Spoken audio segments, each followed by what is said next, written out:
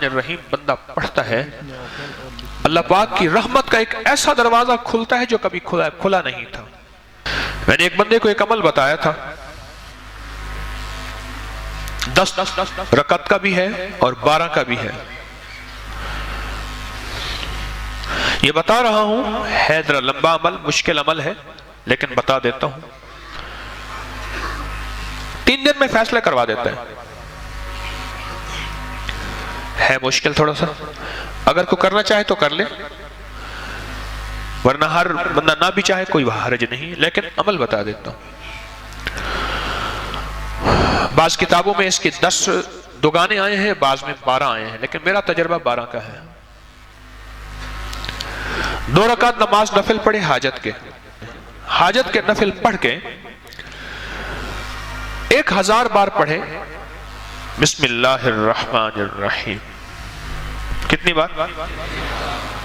1000 بار، اور توجہ سے، اور اپنے مقصد، اپنی مشکل، اپنی پریشانی، اس کا 100% دھیان کرتے ہوئے، اس طرف دھیان جما کے۔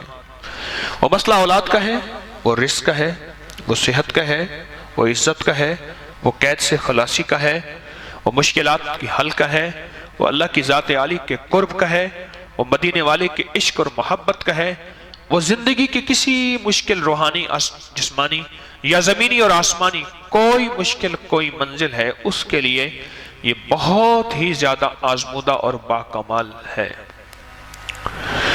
پھر 1000 دفعہ اول آخر 3 بار درود پاک، 1000 دفعہ بسم اللہ الرحمن الرحیم پڑھے، پھر 2 رکعت نماز نفل پڑھے، پھر 1000 دفعہ بسم اللہ الرحمن الرحیم پڑھے، پھر 2 رکعت نماز نفل پڑھے، پھر 1000 دفعہ بسم اللہ الرحمن الرحیم پڑھے۔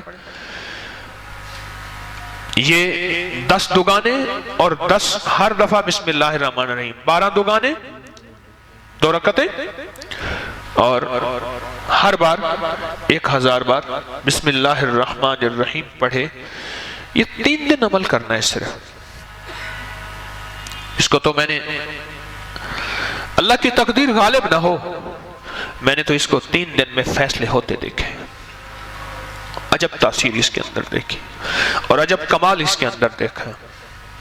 اگر کوئی ہمت، محنت، توجہ کر لے، وضو ٹوٹ جائے، نیا وضو کر سکتا ہے، باوضو توجہ سے، دھیان سے، اور دھیان جما کے، جس کو میں اکثر ایک اللہ والے کی بات عرض کیا کرتا ہوں، اللہ کا ذکر اللہ کے دھیان سے، اللہ کا ذکر اللہ کے دھیان سے۔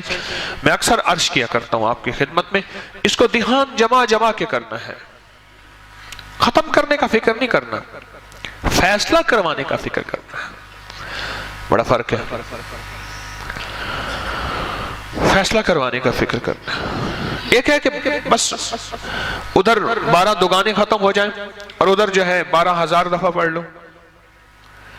ایک یہ ہے، نہیں مولا تو 3 دن کا محتاج ہے، مولا تو 12000 کا محتاج ہے، مولا تو میری 1 دفعہ بسم اللہ کا کوئی محتاج نہیں، تیرا نام ہے تو میرے بغیر پڑھے فیصلہ کر دے، اور مولا تو میرے 12000 بسم اللہ پڑھنے کا محتاج ہے کیا؟ مولا تو 1 دفعہ بسم اللہ کیا، میں عرض کروں تو کر دے، تیری مہربانی اتنی شان کریمی ہے۔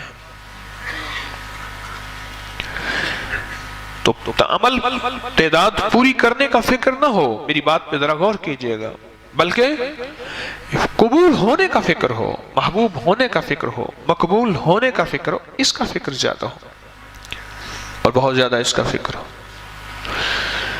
3 دن میں تو فیصلے ہوتے دیکھیں۔